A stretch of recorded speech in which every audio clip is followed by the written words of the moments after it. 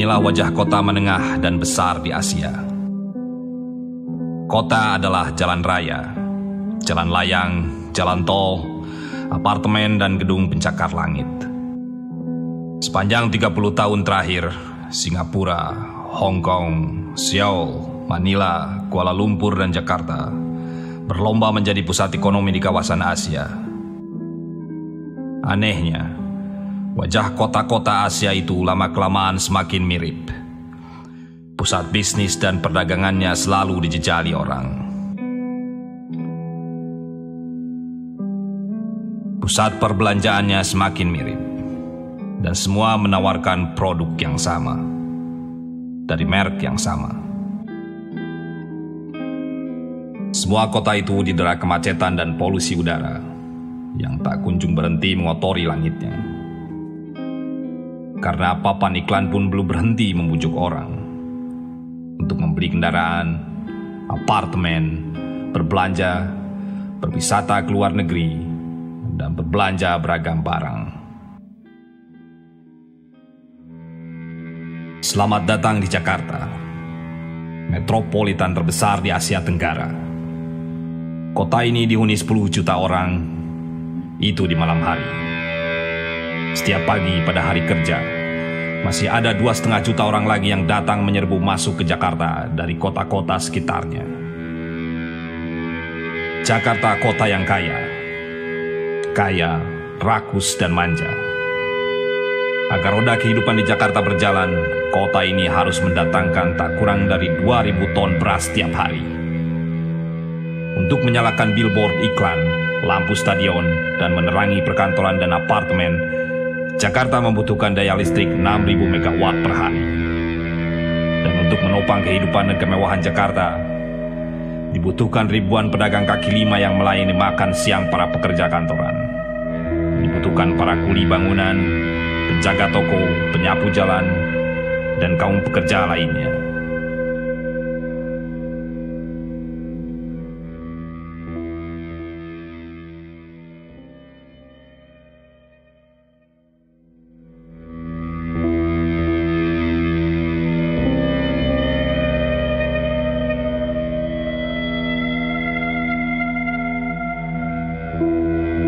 Terletak di perairan Jakarta, inilah Pelabuhan Laut Internasional Tanjung Priuk. Pelabuhan terbesar dan tersibuk di Indonesia. Pelabuhan Tanjung Priuk dibangun pada tahun 1877, terhubung dengan jaringan kereta api Santero Jawa. Melalui pelabuhan ini pada masa penjajahan, komoditas dari perkebunan di dataran tinggi Jawa dikapalkan ke pasar dunia. Dari perkebunan-perkebunan karet di Pulau Jawa, Pirelli memperoleh pasokan bahan mentah. Pun sampai sekarang, Tanjung Priuk adalah harta tak ternilai bagi ekonomi Indonesia. Bahan baku industri dan mesin industri diimpor melalui pelabuhan ini. Dan dari sini pula garmen, tekstil, alas kaki buatan Indonesia diekspor ke luar negeri. Lalu lalang kapal kargo di pelabuhan ini adalah simbol dari dua kebijakan pembangunan ekonomi Indonesia untuk mengundang masuk investasi luar negeri dan mendorong industri berorientasi ekspor. Memiliki satu pelabuhan laut internasional saja belumlah cukup. Guna memikat investasi, pemerintah Indonesia lalu membangun banyak kawasan industri, kawasan berikat, Export Processing Zone. Pada akhir 1980-an, 4 kawasan industri dibangun di sekitar Jakarta. Apa yang terjadi kemudian? Pinggiran Jakarta lalu berubah cepat menjadi wilayah industri. Pabrik-pabrik otomotif Jepang dan Amerika berkerumun di kawasan industri Pulau Gadung. Segera saja, investor Taiwan, Korea, dan Singapura menanamkan uang di Indonesia, membuka pabrik garmen dan tekstil di kawasan berikat Nusantara Cakung, yang memanjakan mereka dengan potongan pajak dan banyak kemudahan lainnya. Semua kawasan industri di sekitar Jakarta tersebut menikmati kemudahan akses ke Pelabuhan Ekspor Tanjung Priok. Kelak, ketika investasi terus mengalir deras ke Indonesia, pinggiran Jakarta semakin dipenuhi pabrik. Jakarta kehabisan persediaan lahan industri. Industri manufaktur lalu mengincar lahan-lahan baru di dataran rendah di sebelah timur Jakarta.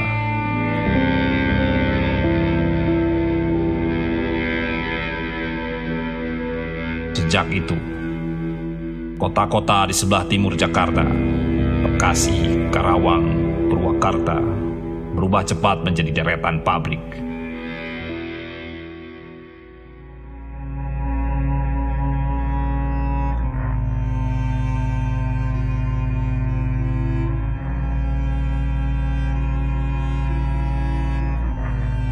Jika Anda penduduk Jakarta, industri keuangan dan industri otomotif mengendaki Anda cukup kaya agar mampu memiliki kendaraan sendiri. Bujukan untuk membeli adalah yang Anda dengar pada pameran ini.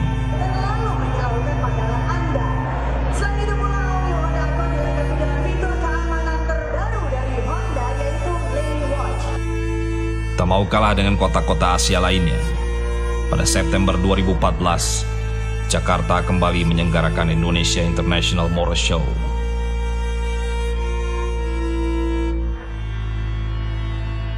Perhelatan ini hanyalah ruang pameran bagi industri otomotif Indonesia.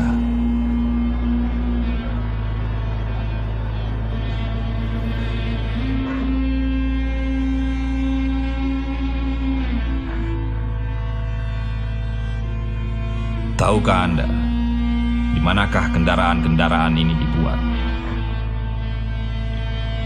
Inilah wajah asli di balik cantiknya ruang pamer tadi. Pabrik-pabrik pemasok komponen Suzuki, Honda, Toyota, juga untuk Mattel, Samsung, Toshiba, Panasonic di kawasan industri sebelah timur Jakarta.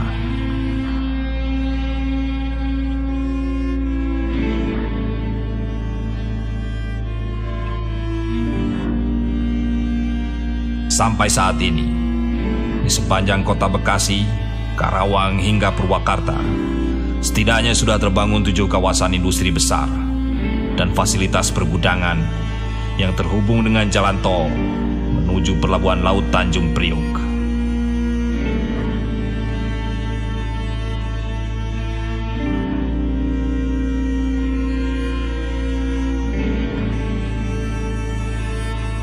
Kawasan-kawasan ini terbangun berkat modal dari seberang lautan, terutama Korea, Jepang, dan Cina.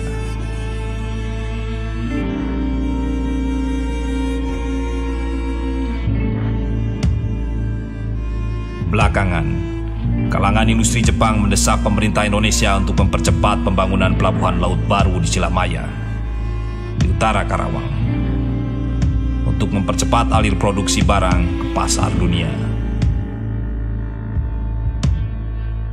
Indonesia akan terus membangun kawasan industri, jalan tol, dan pelabuhan laut dalam persaingannya untuk mendatangkan modal asing, untuk memikat Foxconn, Toyota, Unilever, dan lain sebagainya. Pemandangan yang kita temukan di lorong timur Jakarta ini tidaklah khas Indonesia.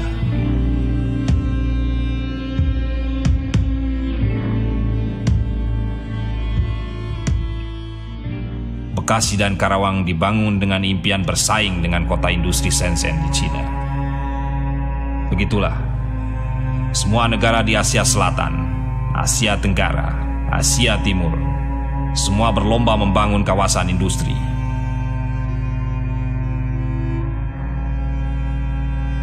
Kawasan industri Indonesia bersaing dengan kawasan serupa yang dibangun di pantai timur Cina, di Mumbai, India, di sekitar Manila, Filipina, di selatan Bangkok, dan seterusnya. Semua berlomba untuk menjadikan negaranya sebagai dapur yang melayani raksasa transnasional. dan semua bersaing untuk menyediakan buruh murah. Buruh yang semurah-murahnya.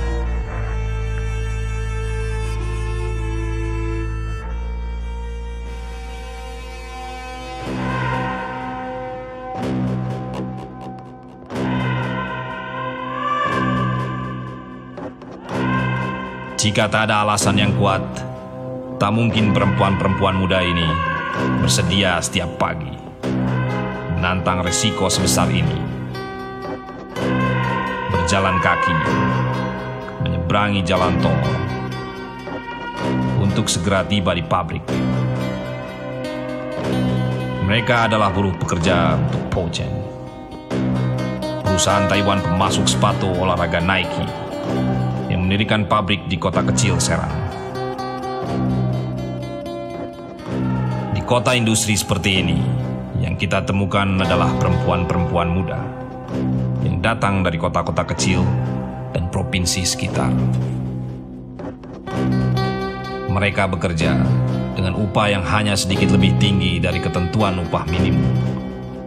Itu pun sekitar seperempatnya harus dibelanjakan untuk membayar kamar sewa sempit.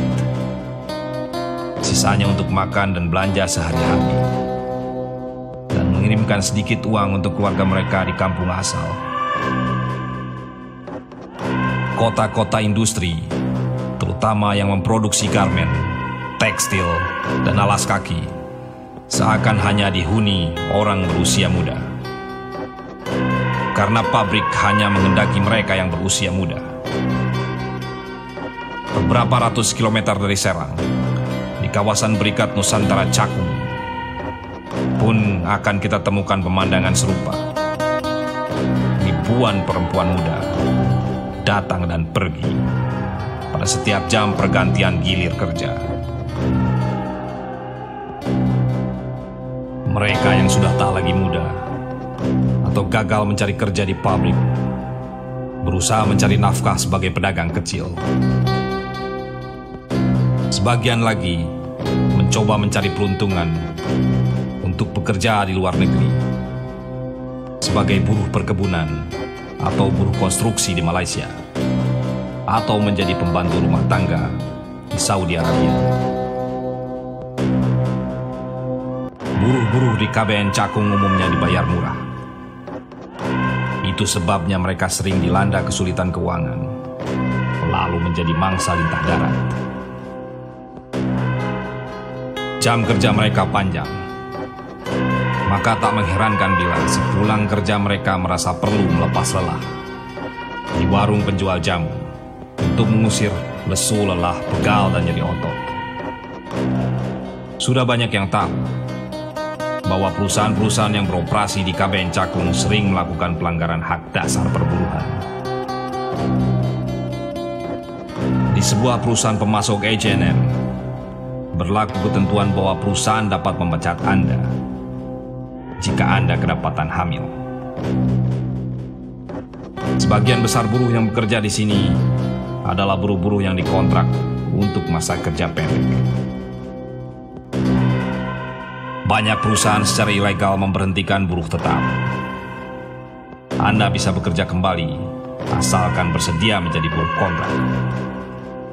Dan anehnya, proses peralihan status ini mereka beri nama pemutihan. Untuk tumbuh sebagai negara industri berorientasi ekspor, agar dapat bersaing dengan negara Asia lain di hadapan investor, pemerintah Indonesia tanpa malu-malu menjajakan orang-orang muda ini sebagai buruh murah, sebagai keunggulan komparatif, sambil membiarkan kasus pemberangusan serikat merajalela, dan terus menasihati buruh untuk rajin bekerja dan menjunjung tinggi hubungan industri yang harmonis.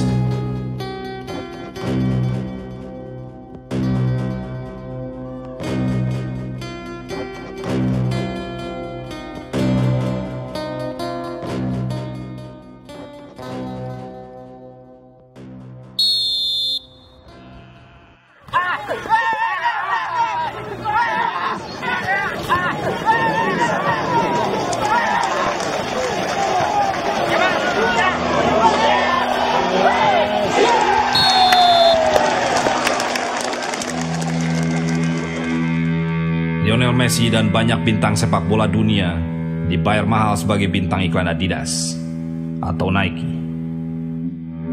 Messi tak pernah berjumpa dan sama sekali tak mengenal Kokom hingga 2 tahun yang lalu. Perempuan ini bekerja di PT Panarub Dwi Karya Benoa.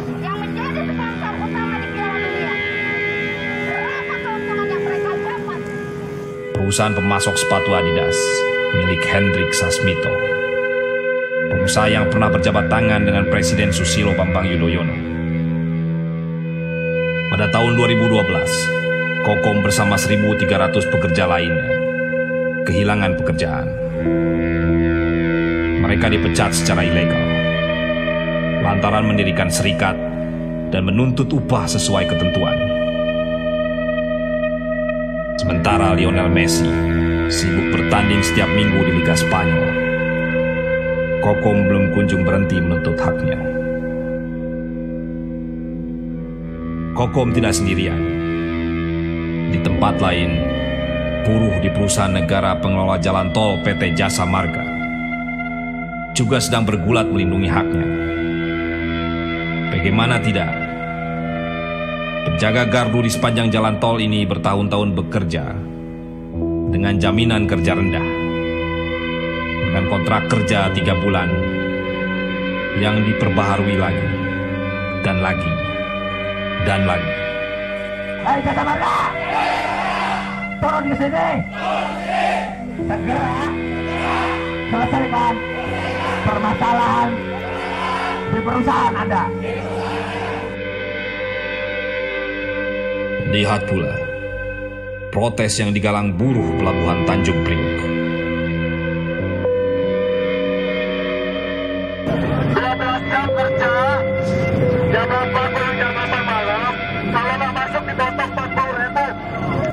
Ribuan kilometer dari Tanjung Priok, buruh pelabuhan Hong Kong pun memprotes upah murah dan jam kerja yang panjang.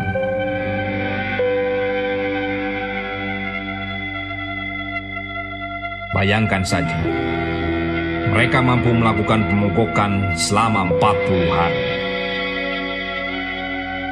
Di Hong Kong pula, buruh migran asal Indonesia, Filipina, Thailand, dan banyak lagi tegas berkata bahwa mereka adalah pekerja, bukan budak.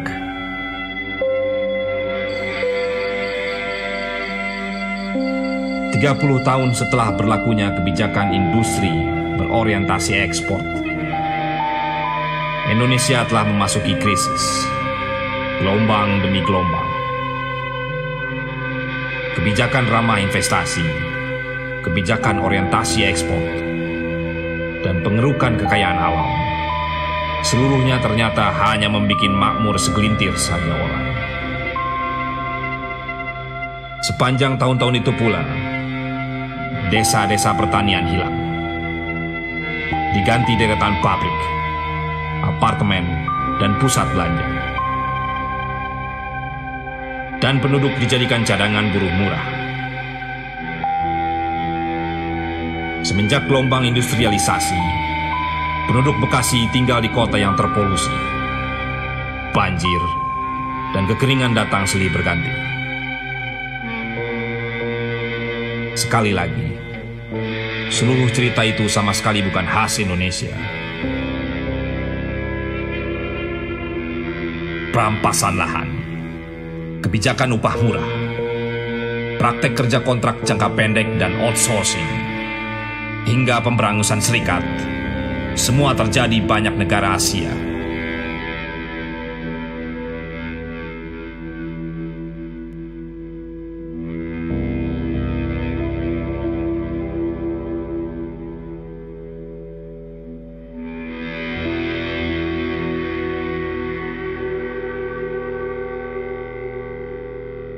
Tapi di banyak tempat di Asia pula, ada demikian banyak orang-orang tak ternama yang terus bekerja untuk membangun serikat buruh demokratis dan kuat, untuk membangun perlawanan kaum buruh. In India, this is a new phase of labor movement. Buruh bersatu exploit the workers in the Philippines, in Indonesia, in Vietnam, in mainland China, or even in Latin America. Everywhere. Tak bisa dikalahkan.